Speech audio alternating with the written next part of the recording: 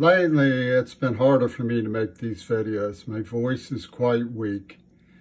My hearing aids are no longer working, and a kind of shock has set in with the development of complications from Parkinson's.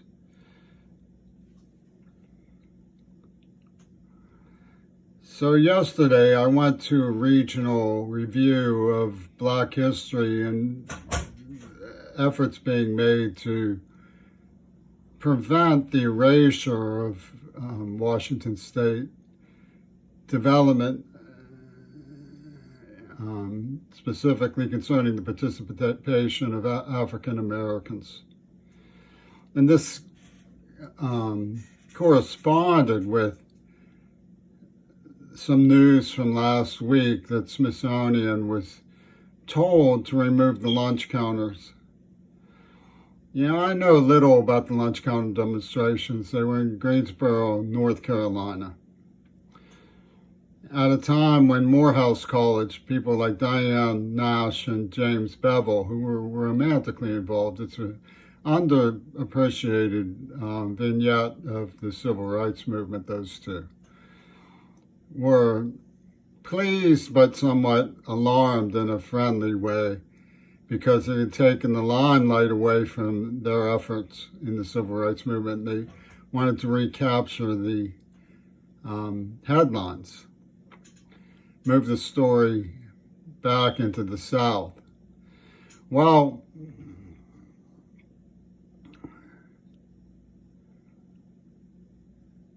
I don't believe that anyone will succeed in erasing the past in that way, but it's certainly vital to the cause of all we stood for over the centuries, for the civil rights movement legacy and information about it and its stories to be preserved. There's a certain thing that happens with the rebirth of the human race in a new generation, which is that being here now is being models of the modern. It's what the young want. They prize vibrancy and immediacy, while the elderly want preservation. They want to be appreciated for what they've done and achieved. And these respective generational attention spans and focuses tend to be incognito to one another. And the fear is that the knowledge will become incognito. It won't be erased, but it will become underrepresented in our mainstream culture. And it's the mainstream culture, to some extent, that is to blame for this. What happened with me, it's even the people preserving Black heritage in Seattle who are partly to blame for this. Because when they're tooting their horns about the need for a master narrative, they forget that as subdominant culture, their voices needed to be preserved. I'll give you a very good example of this. Make America Great Again, primarily to me, means another Harlem Renaissance.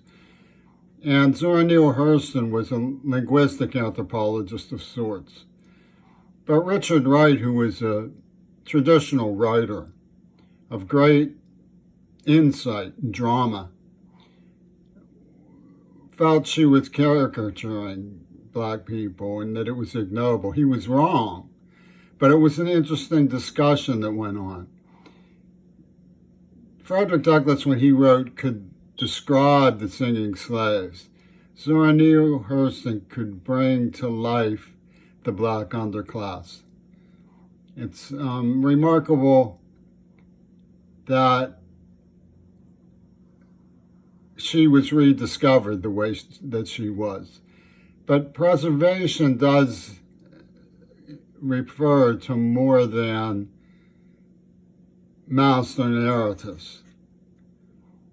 And what the mainstream did to me was took a poet who was deaf and by evil trickery catapulted me into the salons of the world's leaders without my knowledge or consent, and made me to suffer the humiliation of being subjected to progressive downgrading, as though that was where I had belonged or aspired to in the first place, when what I was actually after was recovery from trauma.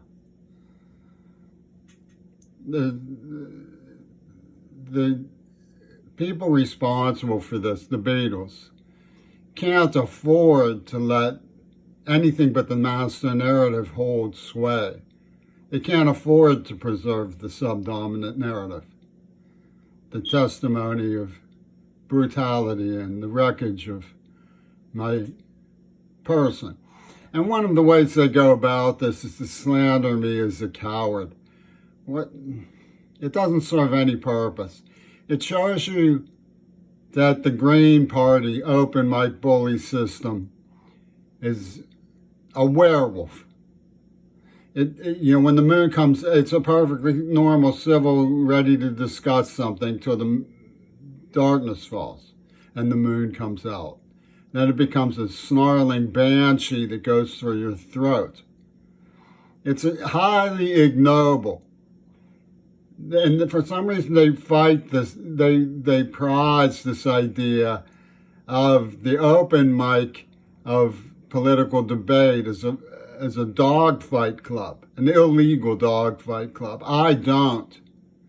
It has played into a whole lot of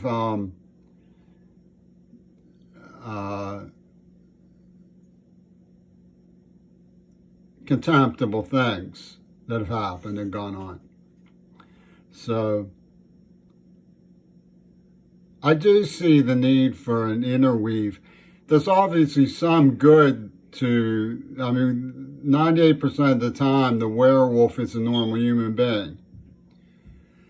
And there is something good to say about the quest for interweaving of cross-cultural understanding of life in the human race. The basis for that, holistically thinking, as a liberal, is to save the bees and save the wetlands as habitat for the bees. These are the things we should concentrate on in preserving our environment that allows for the interweave of culture to happen. The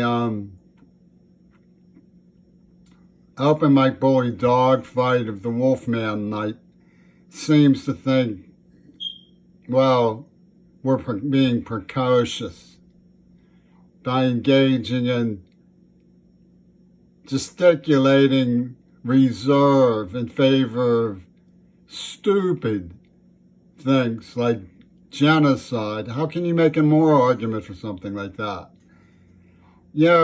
One of the ways that the British really wangled the whole thing was by taking John Lennon, who supposedly was killed as the quote-unquote last nail in the coffin of the 60s, and subjecting everybody to his rewiring in favor of the people they claimed killed him. He was no longer JFK. He was no longer my father. He was no longer me.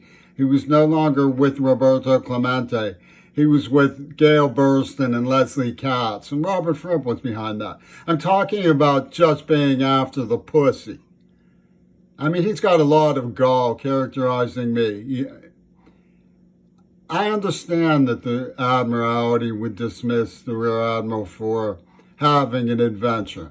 But boys will be boys, and the Rear Admiral had an adventure. It's not something to take out the human race about.